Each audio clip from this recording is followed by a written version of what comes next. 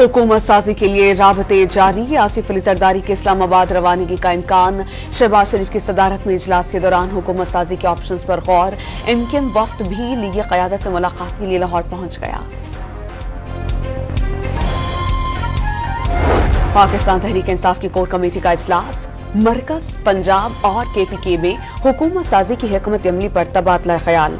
Barrister Gauhar का 170 कौमी assembly की नशस्तों पर PTI के हिमायत याफ्ता आजाद उम्मीदवारों की फतह का दावा।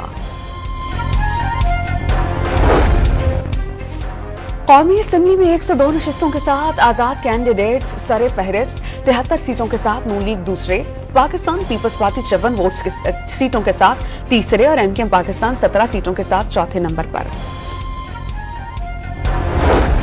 और मिरान शाह में एहतजाज के दौरान फायरिंग से जख्मी मोहसिन दावड़ का इलाज जारी। फायरिंग से 3 पुलिस एहलकार शहीद हुए थे।